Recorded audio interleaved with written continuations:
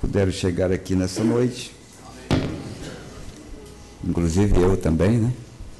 Pude chegar aqui mais uma vez, pela graça de Deus, então estamos felizes por esta oportunidade. Temos alguns avisos. Toledo está nos acompanhando. Eu creio que desta feita a internet ali em Toledo vai contribuir, já que nós procuramos uma melhoria na semana que nós tivemos ali com os irmãos. Eu creio que hoje eles terão uma transmissão boa, né? Toda a igreja está reunida ali. Eu gostaria de lembrar aqui a irmã Viviane. Está aí, irmã Viviane? Onde está a irmã Viviane? Está aí? Por favor, fique em pé, irmã Viviane. Ela conversou conosco, tem vindo aqui várias e várias vezes, né?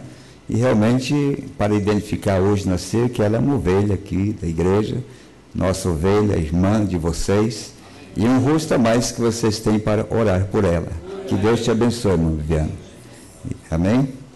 É bom ver todos vocês aqui. A irmã está ali mais uma vez, né?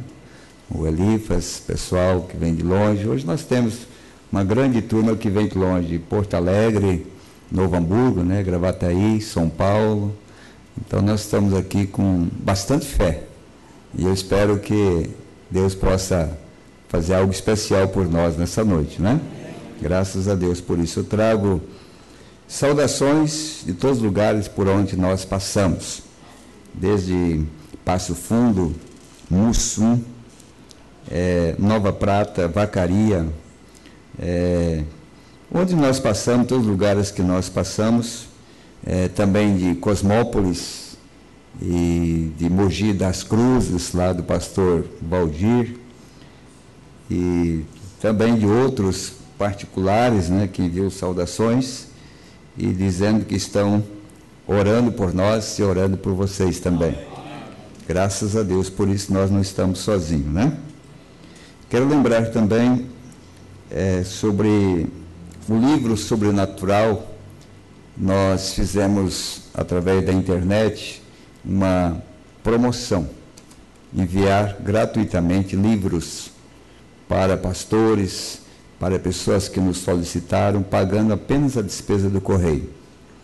E durante esta promoção foram enviadas 270 coleções do Sobrenatural, 270 coleções, cada coleção contendo do 2 ao 5, já que o 1 e o 6 está sendo confeccionado em Chapecó, Crentes da Bíblia.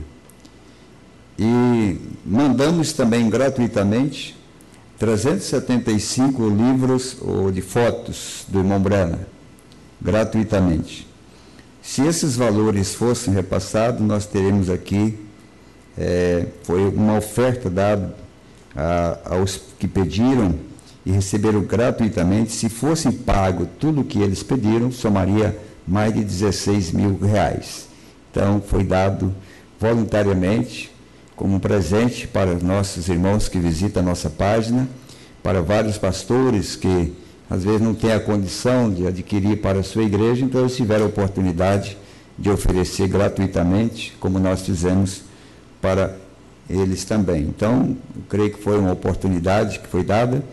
E agora todos os pedidos do Sobrenatural, do 1 até o número 6, deve ser endereçado a Crentes da Bíblia. Inclusive, eu gostaria que o Hugo e o irmão Anderson colocassem na nossa página já o endereço, quando solicitarem, já ir para o endereço de Crentes da Bíblia, que estarão responsabilizando por envio dos livros, assim como eles têm enviado também as mensagens. Crentes da Bíblia em Chapecó, sobre a direção do pastor Daniel Borges.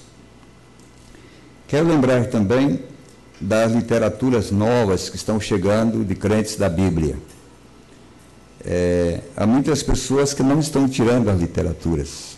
Nós tivemos agora 62 livros, ou melhor, 62 pedidos, e somente 23 pessoas procuraram na secretaria a mensagem, o sinal deste tempo. Então, nós fizemos um compromisso que nós só pediríamos as literaturas para quem retira na secretaria. Nós não vamos ter espaço para depositar literaturas, livros. Nós estamos, inclusive, cedendo o que nós temos. Na nossa página tem uma lista de várias literaturas antigas que está à disposição gratuitamente, tanto de vocês aqui, como também dos nossos irmãos que nos assistem. Você pode solicitar através da nossa página luzdoentardecer.org. Então, desses nomes que foram dados, somente 23 pegaram. E se você não pegar, nós vamos diminuir, então, a cota, né? Para não queremos que sobre literatura. Nós vamos trazer somente para quem pedir. E também lembrando, irmão, que esses livros que vêm de crentes da Bíblia, eles não são gratuitos. Esse livro tem custo, então você deve repassar à secretaria os mesmos valores que são pagos para crentes da Bíblia, porque eles têm um custo para nós, não é de graça, né? Então, vocês que pegam livros ali, então vocês podem fazer a sua oferta, falar com o tesoureiro e pegar aqueles que não pegaram. Está sobrando aí 39 literaturas, já foram ditos os nomes, já foram dados, mas não foi tirado da secretaria. Procure, então, colocar em dias a sua biblioteca, né? Que certamente está faltando essa, como hoje chegou mais uma também, né? Vocês devem procurar. Amém? Deixa eu me ver aqui. Eu creio que aqui esses avisos. Eu quero dar uma informação também sobre o pastor Samuel Roldão.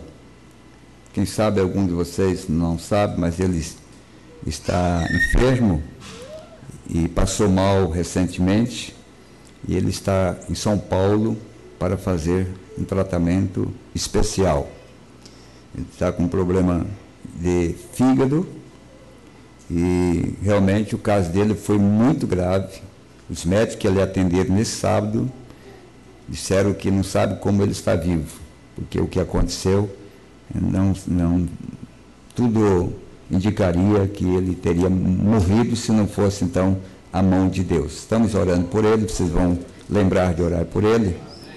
E também fazer um apelo à igreja. Nós precisamos ajudá-lo nesse tratamento. É um tratamento caríssimo que ele está submetendo em São Paulo, muito caro. Eu não vou dizer cifra, que eu não quero assustar a vocês, né? Mas é um tratamento caro, porque a princípio, lá em Criciúma, não é que seja apenas o primeiro diagnóstico em Criciúma, que seria transplante de fígado. Mas com esse médico, ele deu uma esperança que pode não haver essa necessidade, através dos exames que estão sendo feitos e outros que farão ainda. Então, melhor, pela graça de Deus, né? Mas aqueles que querem, aqui em Curitiba, Toledo, meu campo, Toledos que me ouvem do meu campo, que desejarem contribuir financeiramente para custear o tratamento do irmão, eu falei para ele que nós íamos fazer todo esforço entre nós, irmãos, que vamos recolher o que nós pudermos para ajudá-lo a passar por esta fase difícil, né? Ele tem uma igreja muito boa, um verdadeiro pastor, um bom pregador, e é um que tem se parado por essa verdade desses últimos dias, e sabemos que tudo pode acontecer. Hoje foi ele, poderia ter sido eu, qualquer um outro, e sabemos que vamos ter lutas com certeza, não é?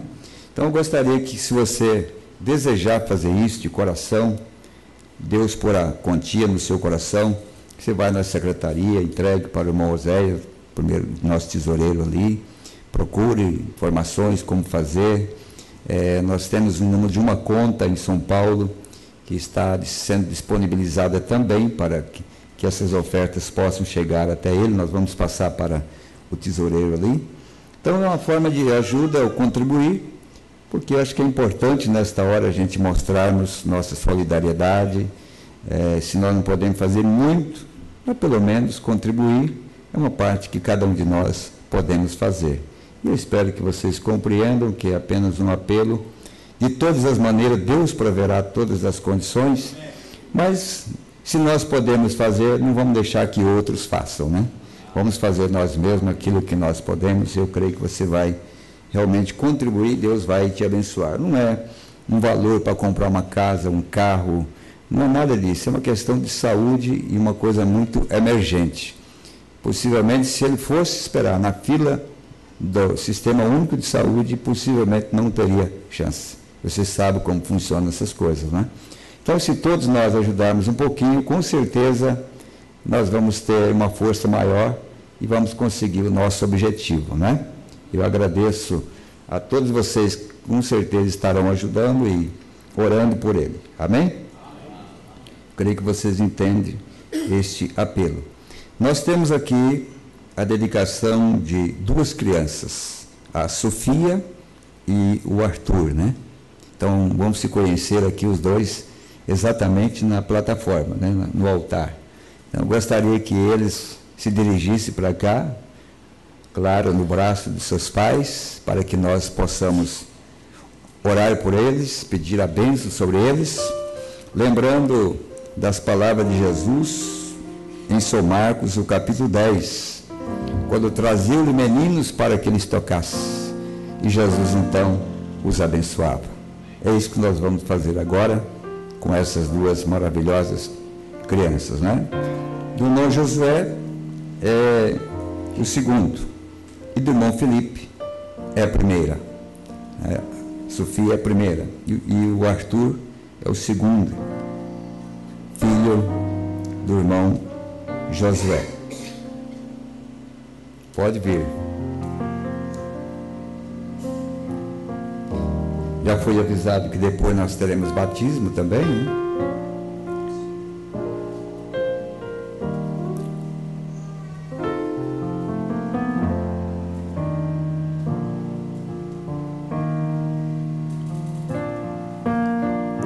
A gente já começa parabenizando os pais, que são eles que estão trazendo os filhos. Olha aí, ó. Já estamos dando uma mão especial para suas esposas, carregando os filhos. Isso já é uma grande bênção, né?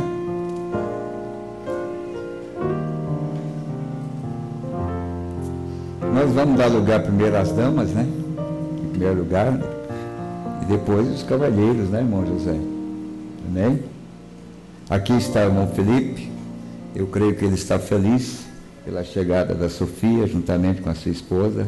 É uma grande bênção de Deus. Eu creio que é algo que não se compra com dinheiro, não se consegue com outro meio, a não ser uma dádiva dada por Deus, que vida só Jesus tem para nos dar, né? E ele deu esse presente para o irmão Felipe. Eu creio que o irmão Elismar também está bastante satisfeito. Cadê o irmão Elismar? Cadê? Ah, aqui, ó, está bem na frente aqui, ó. Ele não esperou nem sentado no banco, né? Ele resolveu vir logo na frente aqui, né? E o seu pai não está aí, né, irmão? Mas eu creio que o seu pai está, né? Observando lá, é um privilégio ver os netos sendo dedicados ao Senhor. E nós vamos fazer isso com humildade em nossos corações, orando por esses pais primeiramente, depois dedicando essas crianças. Não tenho muito o que falar. Vocês são os verdadeiros pregadores para essas crianças, né? Para a sua filha, para o seu filho, vocês são os verdadeiros pregadores de palavras e também com vida vivida. É um privilégio que eles terão em ter nascido no lar de vocês, no lar cristão, onde eles aprenderão as primeiras palavras, é amar a Jesus, é amar os pais, é respeitar os avós e assim por diante. Então já é uma grande bênção ter a oportunidade de nascer num lar cristão. E eles tiveram, a Sofia e o Arthur tiveram esse privilégio, amém? E tudo transcorreu maravilhosamente bem, a igreja orou e as irmãs tiveram seus momentos de ter seus filhos, Deus abençoando, né? Deus guardando, e aqui estão para devolver ao Senhor essa bênção que Deus tem dado para eles, amém? Vamos ficar em pé. Senhor Jesus, se o Senhor estivesse aqui, o Senhor não deixaria de abençoar essas pequenas vidas que o Senhor mesmo tem trazido ao mundo. Mas como o Senhor fisicamente tem se ausentado por um tempo, deixando os seus embaixadores, seus filhos, nós queremos cumprir esta parte. Antes de nós tomar em nossos braços essas maravilhosas crianças Nós queremos agradecer ao Senhor por este pai, por esta mãe, que tiveram a graça de cumprir os seus deveres, trazerem filhos ao mundo no compromisso de ensinar-lhes o caminho do Senhor. É tão difícil, Pai, na era que nós estamos vivendo, criar filhos. Mas assim como o Senhor colocou essa responsabilidade sobre um casal, o Senhor também dará as condições e as palavras e as instruções certas para que eles possam ensinar-lhes, corrigir-lhes, dar a estas crianças a condição de serem imunizadas contra o pecado, colocando em seus corações o verdadeiro ensinamento de Cristo e orientando-os em seus primeiros passos, em suas primeiras palavras. Por isso eu oro pelo irmão Felipe e sua esposa, eu oro pelo irmão Josué e sua esposa, Pai, que nunca lhes falte palavras sábias, que nunca lhes falte discernimento, sabedoria, para todos os momentos, seja elas de provas, de lutas, de correção ou de consolo, que eles possam agir sempre na liderança do Teu Espírito, na sabedoria que vem do alto, Pai. E durante esse tempo, Senhor, de tanta prova para os Teus filhos, dificuldades no mundo, nunca deixe faltar o emprego, o trabalho para esses pais, para ganhar os seus filhos, ganhar o pão para os seus filhos, Pai, com justiça e com sabedoria. Abra as portas cada dia para eles, Pai, que a mesa seja farta, que o pão nunca venha a faltar, que a saúde esteja em abundância sobre essas famílias, para que possa criá-los, Pai, com energia, com força, Pai, para aquele dia lhe apresentar como troféus dos seus testemunhos para Jesus Cristo. Nós pedimos por eles, Pai, em nome de Jesus Cristo. Amém e amém. Por favor, irmão Felipe, pode trazer aqui, ó.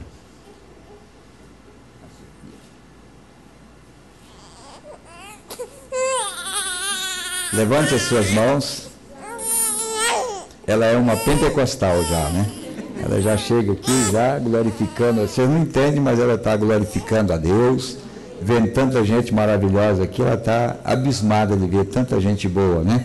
Então deixa eu chorar que Jesus entenda o que ela está dizendo aqui, amém? E você vai orar por ela agora e pedir que Deus abençoe, e nós vamos confirmar aqui em nome de Jesus. Pai Celestial, em meus braços está essa ternura de criança, esse amor perfeito, Pai, sem nenhum defeito, inocente, pura como lírio, sabendo que terá que crescer num mundo lamacento e pecaminoso. Nós pedimos que o Senhor a cubra com a santidade da santidade e com o amor de nosso Senhor Jesus Cristo.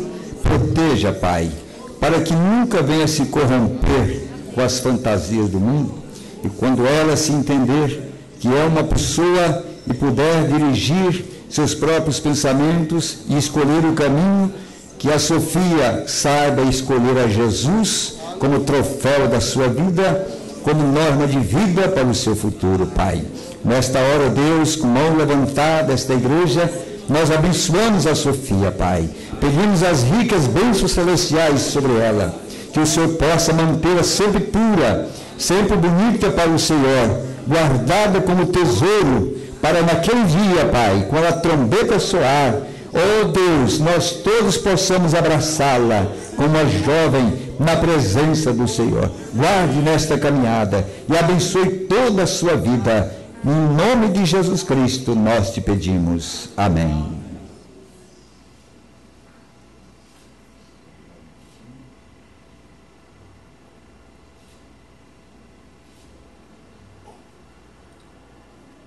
Aqui está o Arthur. Olha lá, vocês estão vendo o Arthur bem à vontade, né? Está até aqui sonhando alguma coisa aqui, ó. Vocês vão levantar as mãos e vocês vão abençoar o Arthur, esse presente de Deus. Pai Celeste, querido Jesus, se nós não tornarmos como uma criancinha, não veremos a Deus. Aqui está alguém inocente, puro, veio ao mundo não pela sua própria escolha, mas tu dirigiu esta semente a este casal, e eles, Pai, de uma forma especial, vêm dedicá-lo a ti, crendo que só o Senhor tem as mãos mais perfeitas para criá-lo e abençoá-lo e guardá-lo nesta caminhada. Esta igreja, Pai, de mãos levantadas, reconhecendo que isto é o mandamento do Senhor, nós abençoamos o Arthur, Pai, em nome do Senhor Jesus, e que ele cresça guardado, blindado das coisas do mundo, guardado, Senhor, das fantasias desta terra, e que ele possa tomar a sua decisão de servir ao Senhor, Pai, quando conhecer entre o certo e o errado, que o Arthur saiba dizer, eu quero o certo. Que ele sirva o Deus de seus pais, o Deus de seus avós, que sirva o Deus desse pastor que está ministrando essa dedicação, e que sirva o Deus do profeta também, Pai. Em nome de Jesus Cristo, nós o abençoamos para a tua glória. Amém e amém. Vamos cantar? Vinde, meninos, vinde.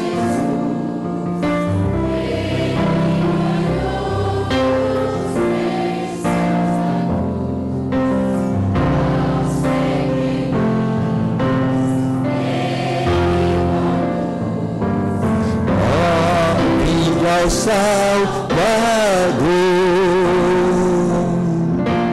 que alegria sem pecado mal, reunimos todos afinal na Santa Pátria Celestial. Ó, vinde ao Salvador. Amém. Pode sentar, igreja. Apenas me dê um tempo para nós meditarmos um pouco na palavra antes de nós tomarmos a comunhão. Vocês podem ficar assentados de primeira mão. Se houver tempo de nós lermos a escritura oficial, nós leremos. Mas eu quero dizer alguma coisa aqui.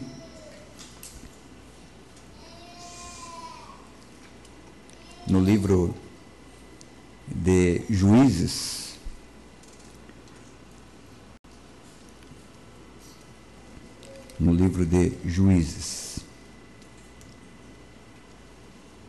o capítulo 13, versículo 1. Se quiser colocar na tela, pode colocar. Eu quero mostrar um pouquinho que Deus nunca se esquece de um povo quando esse povo se lembra dele. Sempre que o povo se esqueceu de Deus, Deus os deixou. Mas quando esse mesmo povo busca Deus, Deus volta para eles. E os filhos de Israel tornaram a fazer o que parecia mal aos olhos do Senhor, e o Senhor os entregou na mão dos filisteus por 40 anos. Por que eles ficaram em cativeiro 40 anos? Porque eles fizeram mal aos olhos do Senhor. Essa é a causa da maldade que acontece, porque faz mal na presença do Senhor. Versículo 24, do mesmo capítulo. Depois teve essa mulher um filho e chamou o seu nome Sansão. E o menino cresceu, e o Senhor o abençoou. E o Espírito do Senhor o começou a impelir de quando em quando para o campo de Dan, entre Zorá e Estaol. Inclina a sua cabeça. Querido Pai Celestial, querido Deus, nós estamos verdadeiramente diante do Senhor, e quando nós temos essa oportunidade, uma coisa vem aos nossos corações: não somos perfeitos e temos uma vida indigna, até mesmo para tocar naquilo que é mais santo, a tua palavra, a tua grande santidade. Mas Jesus, tu rasgou o véu de alto a baixo para que nós pudéssemos entrar na presença do Santo dos Santos. Que nesta noite nenhum homem, mulher, fique de fora, mas todos possam adentrar a esse lugar, Pai, onde nós tenhamos a verdadeira comida que não perece, o maná que não desvanece, a palavra viva e poderosa, que nos mantém despertos nesse tempo do fim, guardados para esse tempo de batalha, como nós estamos enfrentando. Amado Jesus, está diante de mim uma audiência, Pai. Homens, mulheres e crianças, almas preciosas. Eu não posso abençoar este povo, mas eu creio que Tu podes, porque o Senhor tem tudo o que eles precisam, Pai. E eu creio que o Senhor me ajudará nesta noite, Pai, a levar a esses corações uma palavra de confiança, uma palavra de fé, uma palavra de temperança, uma palavra que nos faça entender o propósito de Deus para as nossas vidas. Portanto, amado Deus, toma o Teu servo e toma Teus filhos aqui, para que haja entre nós um só coração, um só espírito, uma só fé, um só Deus, um só amor, e que o nosso objetivo seja único, sairmos daqui aperfeiçoados pela Tua palavra e não voltarmos a praticar as mesmas más obras que nós praticamos, mas renovar o nosso entendimento, Pai, e nos predispor diante da Tua presença para ser um embaixador verdadeiramente do Senhor. Eu entrego em Tuas mãos todos nós, aqui presente, e aqueles que me ouvem através desse sistema, Pai, em nome de Jesus Cristo. Amém. Deus vos abençoe. Vamos meditar um pouquinho aqui na vida, começando aqui na vida de Sansão. Depois que eles estavam 40 anos em servidão, eles clamaram a Deus. E Deus, então, ouvindo o clamor, enviou a Sansão. Esse homem tinha um mistério, carregava um grande mistério na sua vida. Alguns mistérios, como este que nós vemos aqui, não era para causar o que causou, o enigma de Sansão, porque Sansão foi um tipo de Cristo. Então nós vemos aqui que ele tinha um segredo que só ele sabia, nem a esposa sabia, somente ele sabia. Então ele diz assim: disse-lhe, pois, Sansão: eu vos darei um enigma a adivinhar, e se nos 7 dias das bodas me declarardes e descobrirdes, vos darei 30 lençóis e 30 mudas de vestidos. Em quantos dias deveria aparecer o segredo? Em 7 dias. Um segredo que teria que percorrer as 7 eras da igreja. Ele deu um tempo de 7 dias para que eles descobrissem esse segredo. E nós vemos que eles lutaram, porque havia um teste no povo, entre o povo. Ele diz assim: e se não puder declarar, vós me dareis a mim os 30 lençóis e as 30 mudas de vestidos. E eles disseram: dá-nos o teu enigma a adivinhar, para que o ouçamos. Então lhe disse: do comedor saiu comida, e doçura saiu do forte. E em 3 dias não puderam declarar o enigma. Deixou todos em problema. Era um segredo. E é justamente na busca desse segredo, e dependendo do objetivo pelo qual você busca o segredo, é aquilo que vai produzir na sua vida. Em 3 dias, eles não puderam declarar.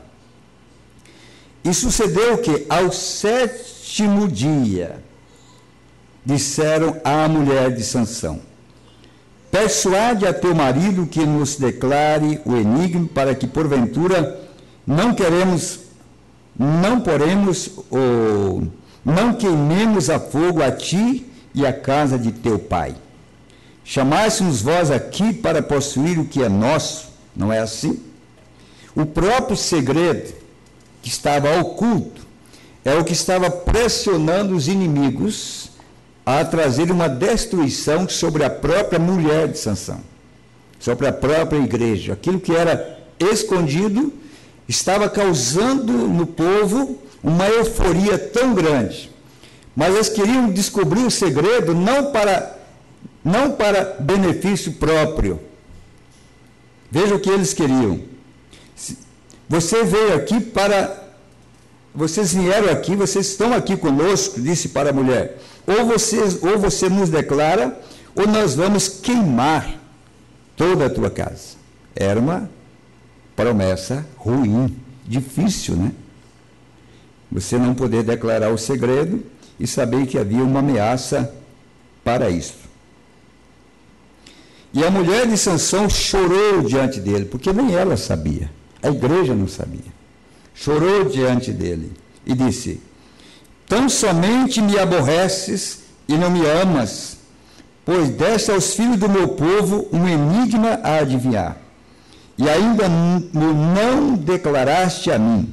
E ele disse: eis que nem a meu pai, nem a minha mãe o declarei, e tu declararia a ti? Nem os anjos sabem, unicamente o Pai. Eu iria declarar isso para você? Ele sabia do perigo que essa igreja ou esta mulher, com essa revelação, o que isso traria. Ele estava preparado para isso. E a mulher? Ela não tinha ainda se desligado dos seus próprios familiares, da sua terra. Ela estava mais preocupada com o seu próprio povo, com a pressão que o povo estava trazendo sobre ela. E chorou diante dele os 7 dias em que celebravam as bodas. Sucedeu, pois, que ao 7º dia o declarou, porquanto o importunava. Então ela declarou o enigma aos filhos do seu povo. A igreja que recebeu o segredo, a mulher que recebeu o segredo, ela simplesmente se encarregou de declarar aquilo aos próprios inimigos. O que os inimigos fariam com a revelação desse segredo? Por isso Deus guardou esse segredo desde antes da fundação do mundo. Irmão Branham disse que se ele mostrasse isso, o diabo faria um grande estrago no meio do seu povo. Era um segredo.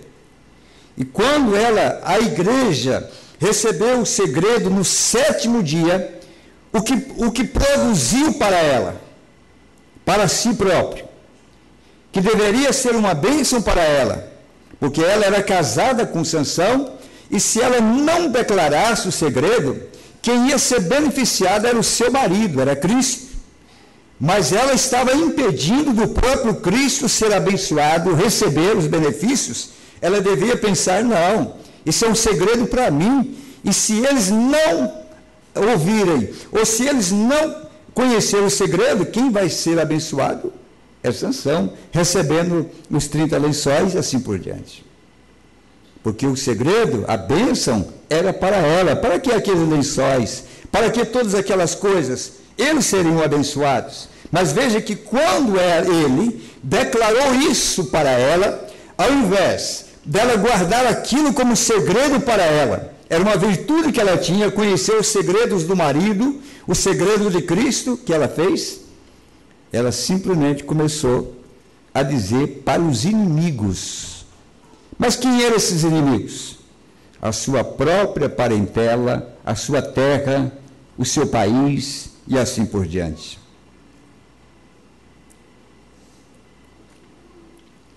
E disse assim: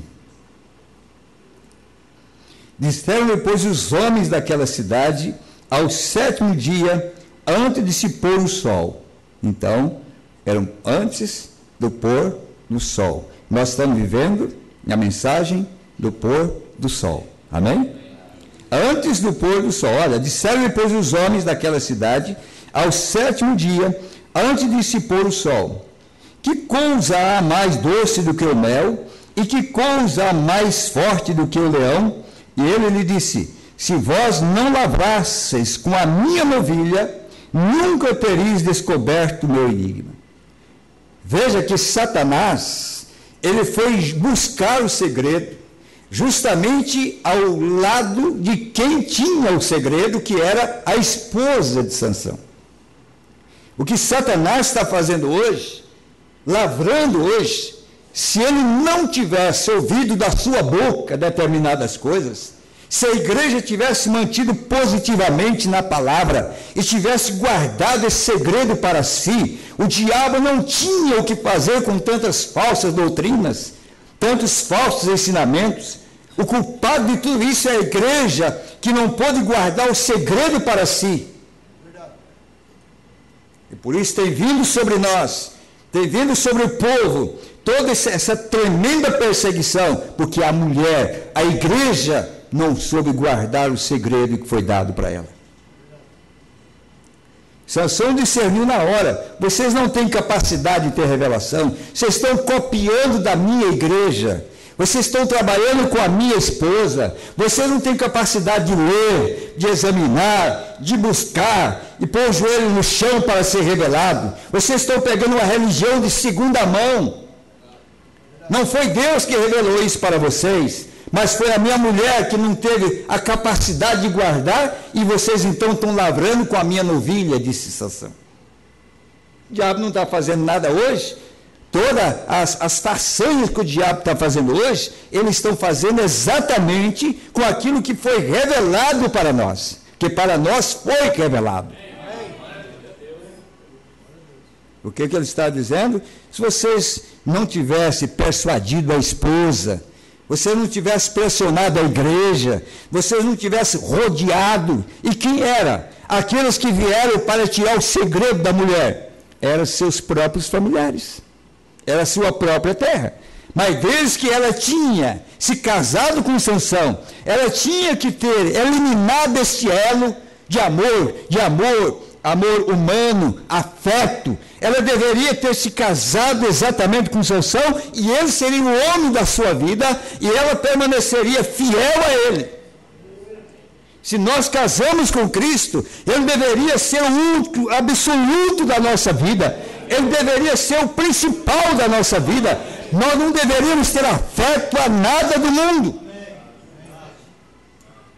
O que acontece é que nós temos a nossa sociedade, nós temos a nossa amizade, e nós começamos então a entregar para o inimigo aquilo que é mais precioso para nós. Sansão, ele discerniu. Mas quando isso aconteceu, então o Espírito do Senhor tão possantemente se apossou dele, que desceu aos Ascalonitas e matou deles 30 homens, e tomou seus vestidos e deu as mudas de vestidos aos que declararam o enigma. Porém, acendeu-se a sua ira e subiu à casa de seu pai. E a mulher de Sansão foi dada ao seu companheiro, que o acompanhava. Não era para haver briga. A condição era ser revelado da maneira correta, e o perdedor se entregava. Mas eles partiram para a ignorância, para a pressão, a ponto de fazer essa mulher confessar, e por ele fazer isso, ele teve que lutar e brigar com esses 30 homens, tomar o que ele havia prometido e dar aos quem adivinhou o segredo ou o mistério. Mas o que aconteceu? Resolveu algum problema de Sansão? Não, a sua mulher foi dada ao seu companheiro. Agora entra a questão de casamento. Porque entrando a questão de casamento e divórcio, é onde entram os problemas e as perseguições. Foi justamente aí que entrou o casamento e divórcio na vida de Sansão. E veja o que isso causou: inimizade.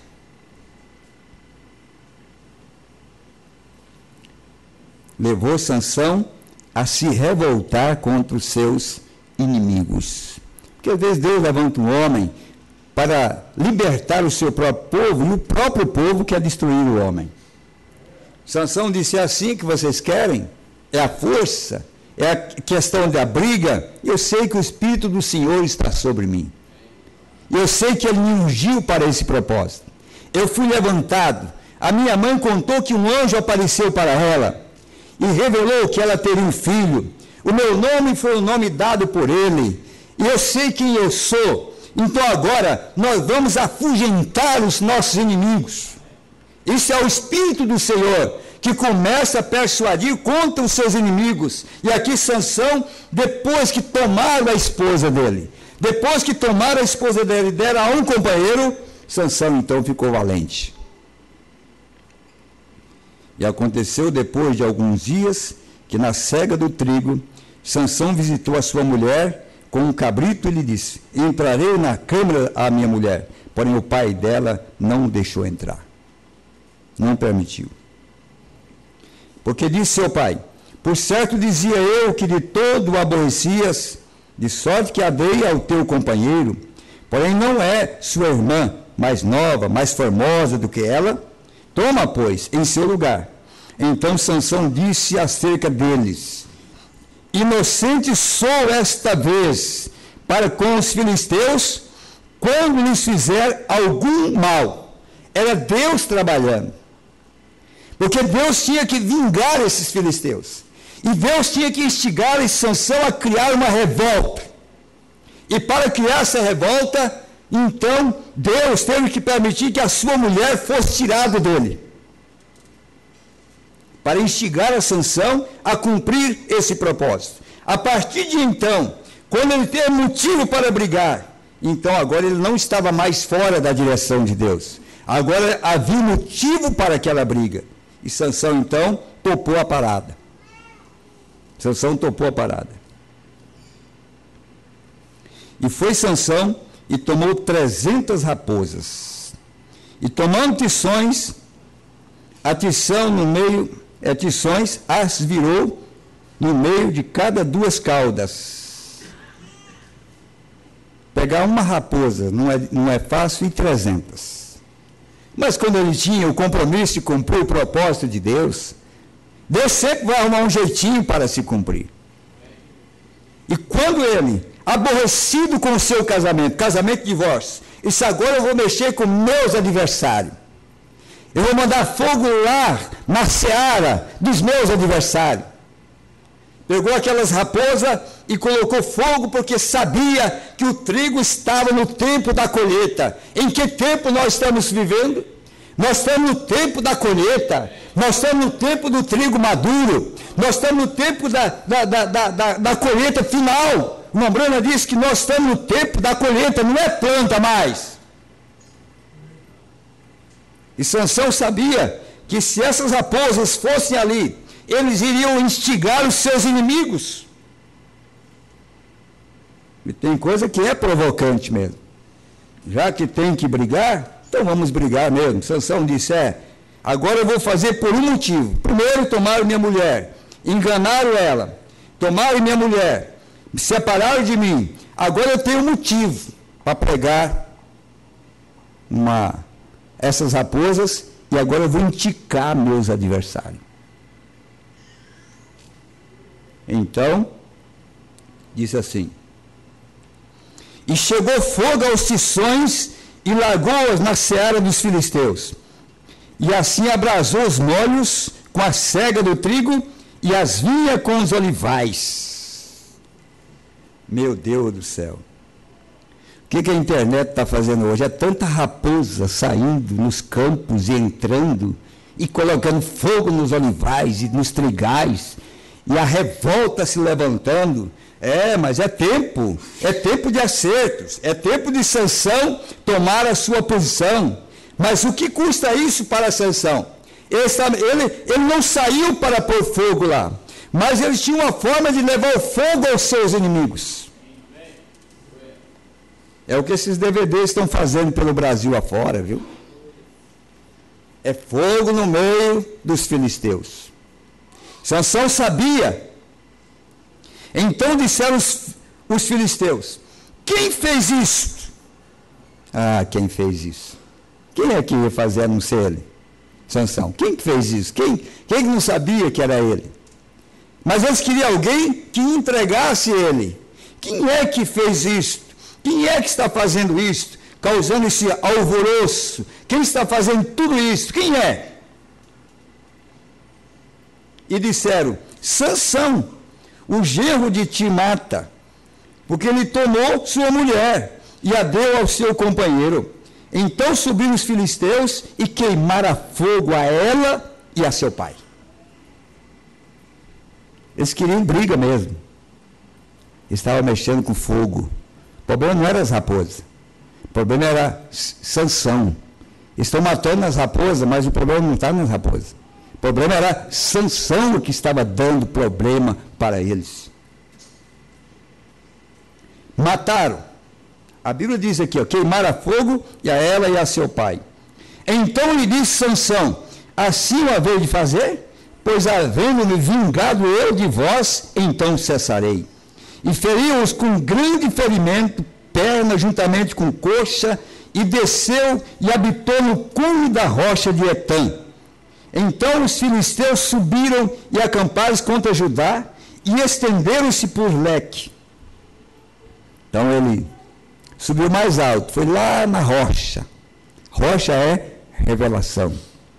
Ele subiu lá em cima na rocha.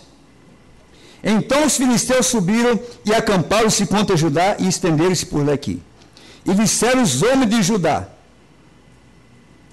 não sabendo o problema que estava acontecendo. O problema era só um, era Sansão.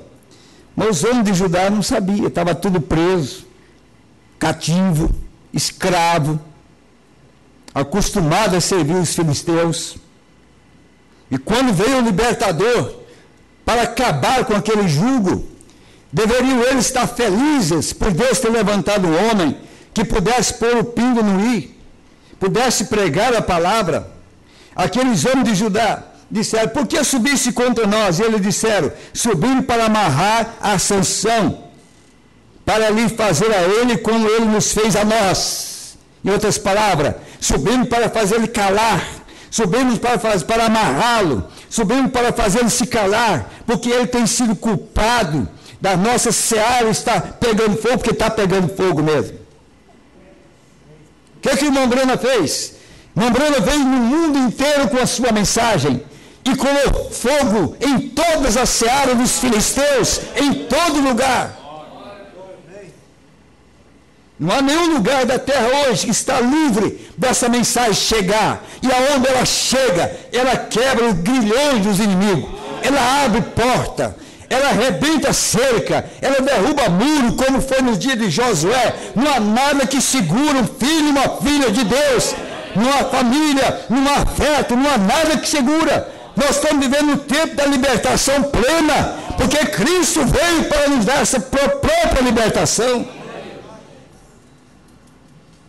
Mas quando acontece isso, o próprio povo de Sansão, o próprio povo que deveria estar de mãos erguidas agradecendo a Deus, estava se ajuntando com os inimigos.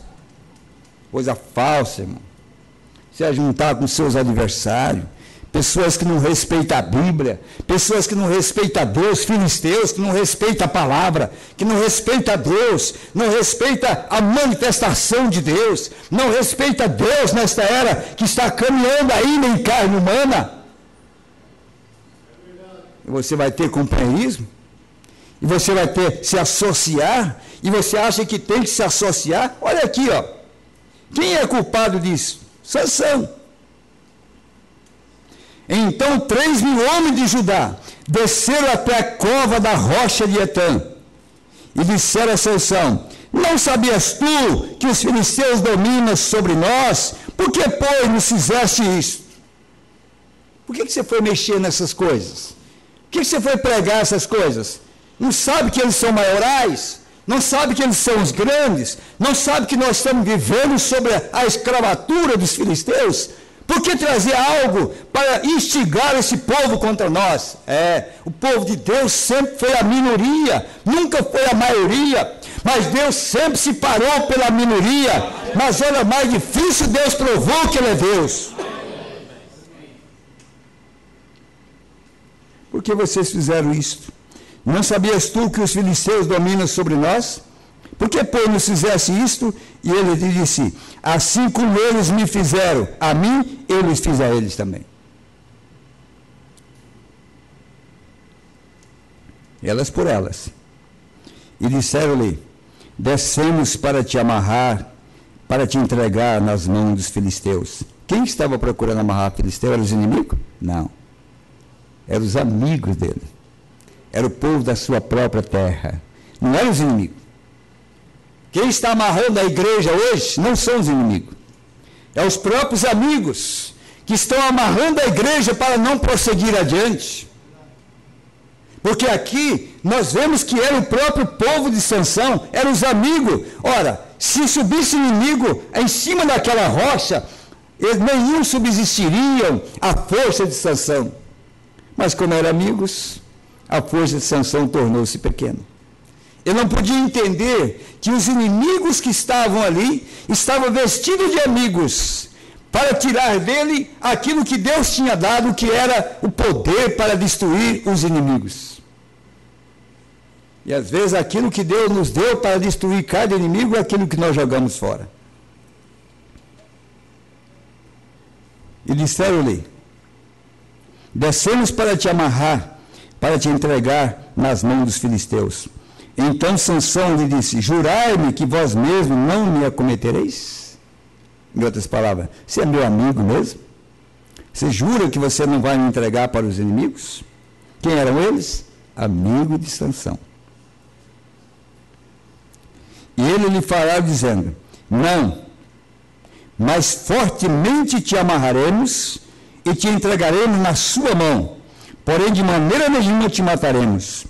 E amarraram-no com 2 cordas novas e fizeram-no subir da rocha. Quem estava amarrando o mensageiro, o libertador? O próprio povo dele. Ao invés de dar força, ombro a ombro, lutar junto, pelejar por essa causa, destruir cada inimigo, cada adversário, agora estava aqui se unindo. O perigo agora não estava nos filisteus. O perigo de Sansão agora não estava nos filisteus. O perigo de Sansão estava no meio do seu próprio povo, que não podia conceber a visão que Deus tinha dado para Sansão, a visão que Deus tinha dado para o seu pai, para a sua mãe, a visão que Deus tinha dado que ele seria o libertador. Tentando destruir a esperança do povo, quando Deus guardou esse segredo para nós, desde antes da fundação do mundo, e prometeu que revelaria, porque a fé de rato está nos trovões, prometeu que revelaria para nós, e nós encontramos amigos lutando contra essa revelação, contra essa verdade. A nossa única esperança, a nossa certeza, não haverá rapto, não haverá transformação, se esses mistérios não forem revelados para cada um de nós, porque nele contém a força vivificadora, que nos leva ao arrebatamento a qualquer instante.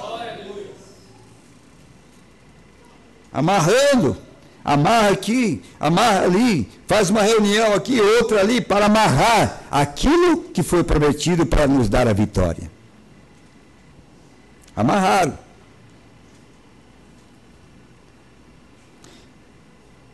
E ele acompanhou seus amigos. E vindo ele a Leque, os filisteus lhe saíram ao encontro, jubilando. Porém o Espírito do Senhor possantemente se apossou dele, e as cordas que ele tinha nos braços se soltaram como fio de linho que estão queimados de fogo, no fogo. E as suas amarraduras se desfizeram das suas mãos. Quando é que entrou o poder vivificador? É quando ele estava preso, amarrado pelos seus próprios irmãos, amarrado pelo seu próprio povo. Mas foi aí que Deus entrou em ação e rebentou as suas amarguras, aquilo que lhe prendia. Nós estamos esperando nesse instante, nós estamos esperando nesta hora, que Deus também vai arrebentar as cordas que estão nos amarrando nesses últimos dias.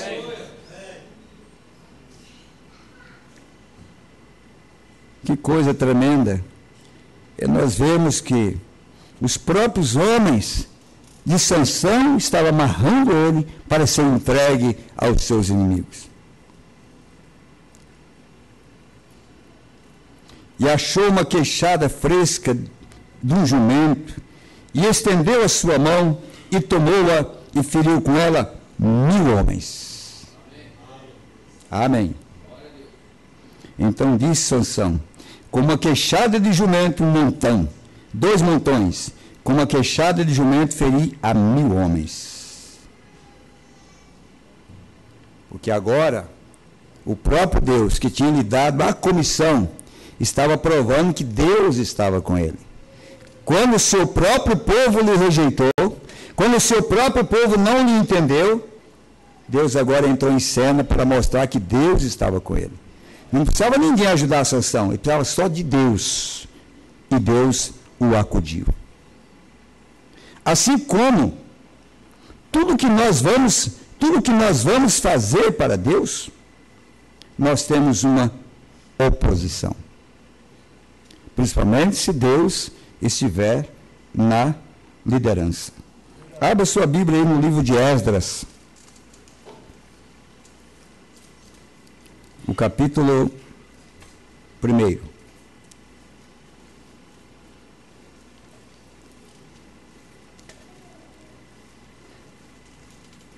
No primeiro ano de Ciro, rei da Pérsia, para que se cumprisse a palavra do Senhor por boca de Jeremias, despertou o Senhor o espírito de Ciro, rei da Pérsia, o qual fez passar pregão por todo o seu reino, como também por escrito, dizendo: assim diz Ciro, rei da Pérsia: o Senhor Deus dos céus me deu todos os reinos da terra, e ele me encarregou de lhe edificar uma casa em Jerusalém, que é em Judá. Quem há entre vós e todo o seu povo, seja seu Deus com ele, e suba a Jerusalém, que é em Judá, e edifique a casa do Senhor, Deus de Israel. Ele é o Deus que habita em Jerusalém. E todo aquele que ficar em alguns lugares em que andar peregrinando, os homens do seu lugar o ajudarão com prata e com ouro e com fazenda e com gados, afora as dádivas voluntárias para a casa do Senhor que habita em Jerusalém. Então se levantaram os chefes dos pais de Judá e Benjamim, e os sacerdotes, e os levitas, com todos aqueles cujo Espírito de Deus despertou, para subir e edificar a casa do Senhor que está em Jerusalém.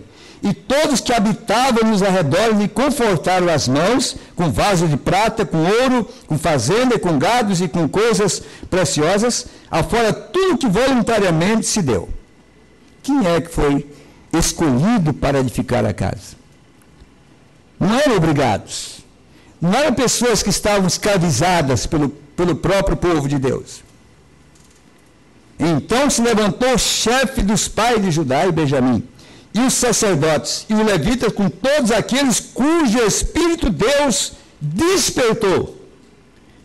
Esta casa, esta edificação, esse lugar, deve ser edificado pelos sacerdotes, pelo levita, e por aqueles que voluntariamente se despertaram para trabalhar para o Senhor. É assim que Deus trabalha. Não é na força humana, não é na obrigação humana, mas quando o próprio Deus nos impele a trabalhar, nos levanta para um propósito, não por força, não por violência, mas pelo meu Espírito, diz o Senhor. Deus não está procurando homens que amarguramente estão trabalhando para o seu reino. Deus está procurando homens voluntários, que podem trabalhar de liberdade do Espírito para servir ao Senhor. Quantos homens havia em Israel? Quantas pessoas haviam? Mas subiram somente os que voluntariamente se decidiram a subir. Por isso não adianta nós pressionar as pessoas para cantarem, para darem oferta, para ser dizimista, para trabalhar. Não! O próprio Deus, quando Ele tem uma obra a ser feita, o próprio Deus levantará homens, mulheres que cumprem o seu trabalho, homens e mulheres que foram dispostos a servirem. Porque Deus nunca quis nada mendigado, Deus nunca quis nada forçado, Deus não quer que você faça nada por obrigação, mas faça por gratidão a Ele, pela vida que Ele te deu, pela graça que Ele tem te dado, não por força. Do contrário, não valia a pena nem vir na igreja por força, por compromisso humano. Por estar na igreja, você tem que sair da sua casa voluntariamente. Você tem um ônibus, você vem de carro ou a pé, voluntariamente. Deus põe no seu coração. E quando você vem dessa maneira, Deus te eleva, e você adora, e você canta para Ele, e você serve a Ele. não por força.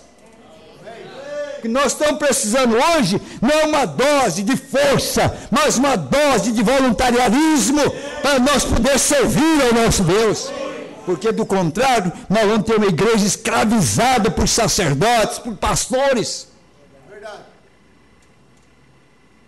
Aí nós vamos obrigar a igreja a vir nas quartas-feiras, obrigar a igreja a vir no sábado, a igreja a vir domingo à noite. Não, ninguém vai ser obrigado. Nós vamos trabalhar voluntariamente no Espírito do Senhor, para poder cumprir a vontade do Senhor.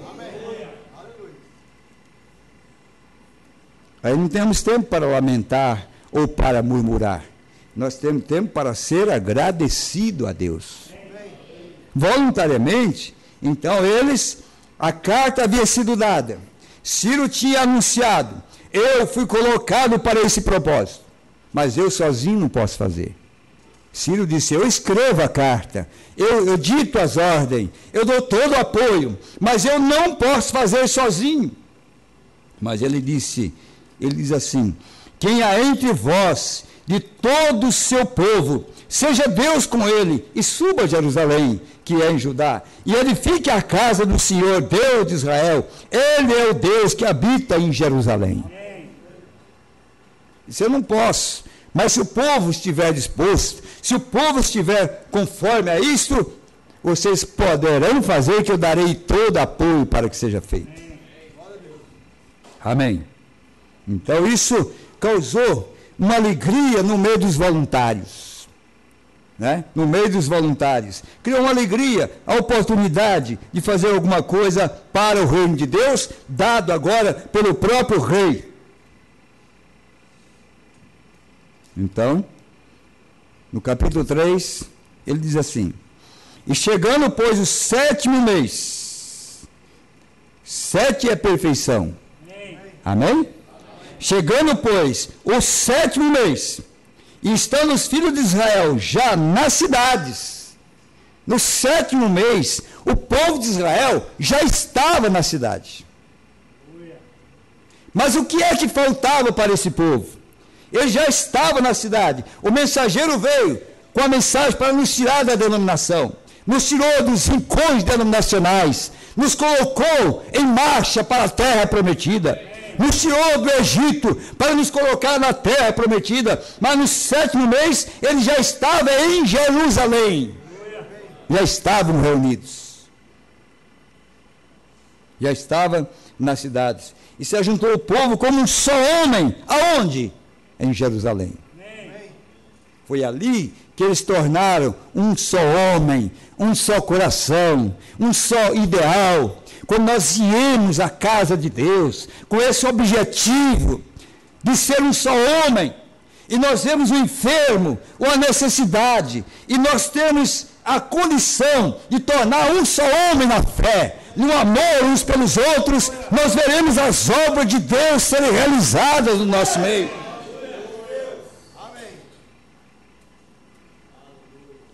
Essa unidade perfeita do povo de Deus, ela causa uma inveja, ela causa um distúrbio no meio dos demais.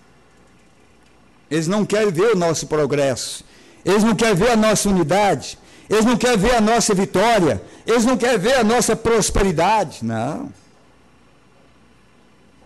Se o diabo pudesse olhar para nós hoje, ele queria ver nós com uma carroça chegando na igreja, mancando, com uma muleta, cego de um olho, coxo, e todo tipo de doença. Se ele pudesse, era isso que ele queria ver nós chegar na igreja, a vir aqui para sentar em alguns bancos ou qualquer coisa, ou mesmo no chão. É isso que ele queria. Mas houve um povo que se alegrou em servir ao Senhor. Houve um povo que entusiasmou em fazer algo para o reino de Deus. Houve um povo que não poupou energia. Que se predispôs a trabalhar para a obra de Deus. E quando eles se reuniram, e levantou-se Jesua, filho de Josadaque, e seus irmãos, os sacerdotes, e Zorobabel, filho de Sealtiel, e seus irmãos, e edificaram o altar do Deus de Israel, para oferecer sobre ele holocaustos, como está escrito na lei de Moisés, o homem de Deus. quando ajuntou os homens voluntariamente, e esses homens agora levantaram entre eles, que era esses nomes que acabamos de citar aqui, ó. Deus dá o nome de cada um deles: Jesua, filho de Josadaque, seus irmãos sacerdotes, e Zorobabel. Esses homens se levantaram, a primeira coisa que eles quiseram fazer foi levantar o altar. O altar estava caído. Ele já estava em Jerusalém, mas não havia altar. O altar estava danificado. Mas havia homens, sacerdotes, que puderam olhar para a palavra e dizer: na lei de Moisés, nós encontramos a forma de estabelecer o altar do Senhor. Nós também olhamos na palavra do profeta e encontramos a forma de estabelecer o altar do Senhor. Nós estamos trabalhando para esse propósito. E firmaram o altar sobre as suas bases, porque o terror estava sobre eles por causa dos povos das terras, e ofereceram sobre ele holocausto ao Senhor, holocausto de manhã e de tarde. Era um tempo difícil, queriam reconstruir, mas eles tinham reuniões de manhã e à tarde. Eles queriam alcançar aquele objetivo. Eles trabalhavam para isso. E celebraram a festa dos tabernáculos, como está escrito, ofereceram holocausto de dia em dia, por ordem, conforme ao rito, cada coisa no seu dia. E depois disso, o holocausto contínuo, e os das luas novas, e de todas as solenidades consagradas ao Senhor, como também de qualquer que oferecia oferta voluntária ao Senhor. Desde o primeiro dia do 7º mês, começaram a oferecer holocaustos ao Senhor, porém ainda não estavam postos os fundamentos do templo do Senhor. Mas eles já estavam felizes, porque eles tinham começado a obra. Já havia uma alegria entre eles.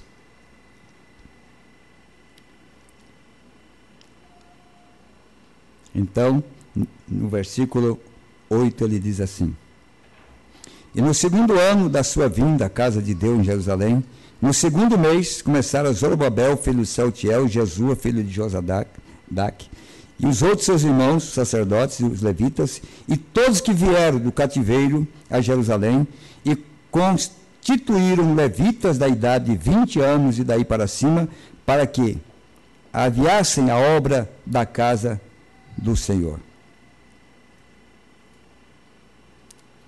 Isso foi tão grande a alegria. E está reconstruindo um lugar para adorar a Deus. Um lugar que pudesse servir ao Senhor. Estavam contentes, como eram cativos. Quando é que nós tínhamos uma ceia bíblica? Um lava-pés? Quando é que nós tínhamos uma adoração perfeita? Mas veio a palavra para nós, restituindo todas essas verdades para nós. Deveria toda a igreja estar numa alegria, algo tão maravilhoso. O povo está tão animado, que não disse a hora das portas se abrirem, para vir e ter companheirismo e adorarem ao Senhor.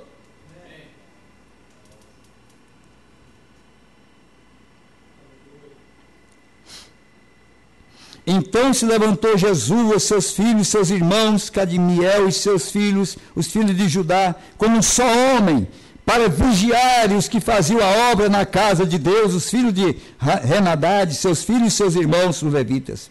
Quando, pois, os edificadores lançaram os alicerces do templo do Senhor, então apresentaram-se os sacerdotes, já revestidos com trombetas, e os levitas, filho de Asaf, com saltérios, para louvarem ao Senhor, conforme a instituição de Davi, rei de Israel. Não havia igreja, não havia templo, não havia nada, mas ele já levava as harpas e saltérios, e ele já começava a adorar ao Senhor, porque no coração já tinha alcançado a vitória. Ele estava olhando para um futuro. Nós já estamos olhando para trás. Nós deveríamos chegar cantando na igreja desde o portão de entrada, de mãos erguidas em agradecimento ao Senhor. Porque eles não tinham nada, não tinha templo, apenas começando, mas eles estavam tão felizes de ter a oportunidade de ter o seu próprio lugar.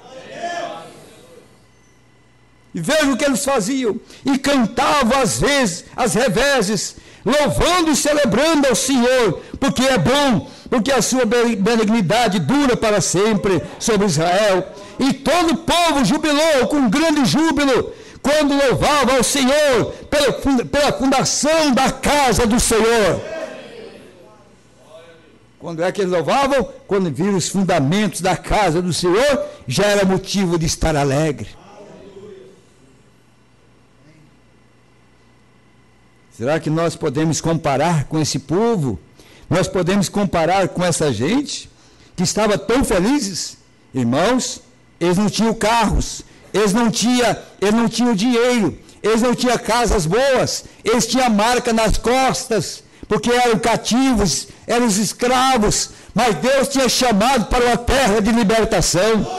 Deus tinha chamado para reconstruir um lugar de adoração. E pelo motivo de saírem como escravo e sentirem livre, eles já vieram para adorar o Senhor. Mas isso tem um preço. Nós deveríamos estar provocando o diabo, como Sansão provocou os inimigos. Nós temos que provocar o diabo. Nas horas mais tristes, cante ao Senhor. Dentro da sua casa, quando a prova aumentar, glorifique a Deus, faça como os judeus fizeram, levante e glorifique ao Senhor, dê glórias para todo sempre, porque Deus é bom. Não é ir para um canto e chorar amargamente porque faltou alguma coisa, mas é ir para um canto e dizer: Senhor, muito obrigado, graças te dou, Senhor. Eles estavam eufóricos por esta vitória. Eles estavam tão contentes, porque eles estavam vendo uma promessa, algo estava acontecendo, algo estava vindo. Porém, muitos dos sacerdotes e levitas e chefes dos pais, já velhos, que viram a primeira casa sob o seu fundamento, vendo perante os seus olhos esta casa, choraram em altas vozes. Quem estava chorando, irmão? Eram os velhos. Eram os velhos. Nós somos velhos na mensagem. Olha o que nós tínhamos há 40 anos atrás, para aquilo que Deus tem dado para nós hoje. Eu não olho para trás com orgulho, não. Eu olho para hoje. Hoje nós estamos no dia que Deus nos colocou para ver a sua glória. Porque muitos que estavam no princípio não estão mais conosco hoje. E os velhos que viram, passaram por esta fase, que levantaram suas vozes e choraram em altas vozes. Mas muitos levantaram as vozes com júbilo e com alegria, de maneira que não discernia o povo a voz de alegria das vozes do choro do povo, porque o povo jubilava com tão grande júbilo que as vozes se ouviam de muito longe. Amém? As vozes se ouviam de muito longe. Pergunta para o seu vizinho aí se ele ouviu você cantar hoje.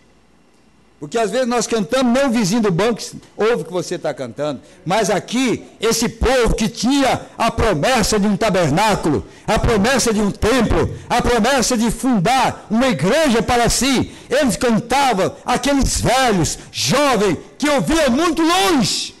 Não tinha microfone, não tinha o que nós temos hoje, mas eles tinham uma alma que palpitava, eles tinham um coração que adorava a Deus. Eles sentiam tanta felicidade que de longe o povo escutava, e isso provocou os inimigos. Você quer provocar o diabo? Cante com alegria. Porque você vem para a igreja, muitas vezes o diabo você não tem motivo nem para cantar.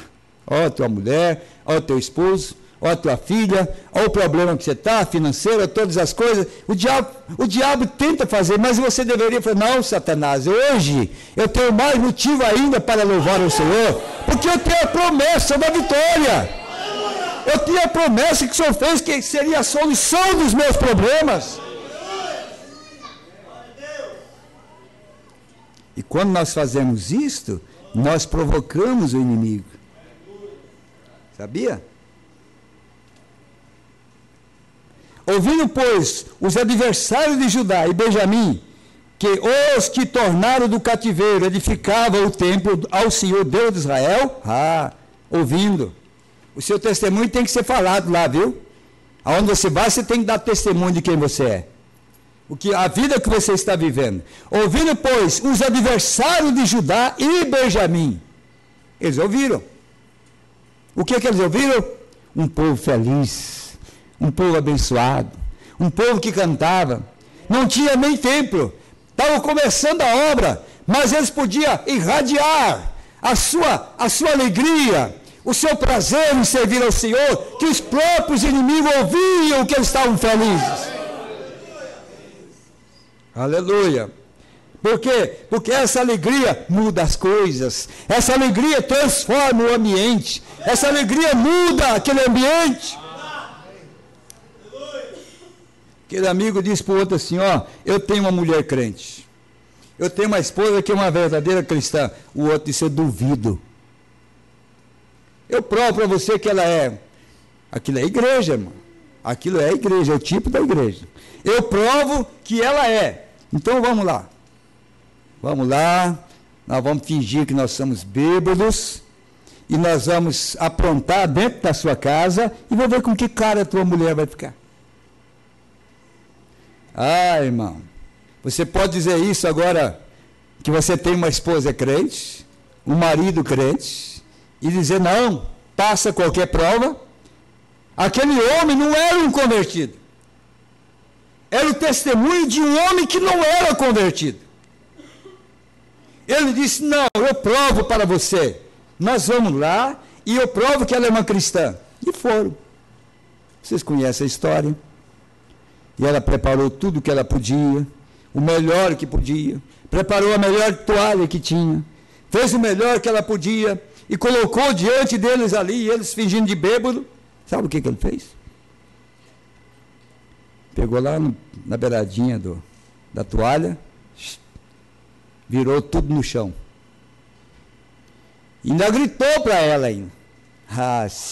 Se alguns cristãos hoje a mulher gritar para ele uma vez, ou o homem gritar para ela uma vez, porque ele gritou para ela, mulher, tu sabes que não é essa comida que eu gosto, e era a comida que ele gostava. Ela fez o melhor que podia, era a melhor comida. Mas é assim, irmão, às vezes você tem o melhor prato, Deus te dá a melhor comida, Deus te dá a revelação de toda a palavra, Deus te mostra toda a verdade da Bíblia, Deus coloca diante de você, e os ingratos levanta e vira no chão. Não eram bêbados, eram fingidos, não são cristãos, são fingidos. Eles não eram bêbados, eram fingidos, porque ela tinha feito o melhor que ela tinha dado para eles. E no entanto ele pegou e virou tudo e disse, não é isso que eu gosto. E era o que ele gostava, sim. Mas o espírito que estava nele era outro espírito. Ele não era ele, era um espírito que estava nele para judiar daquela mulher.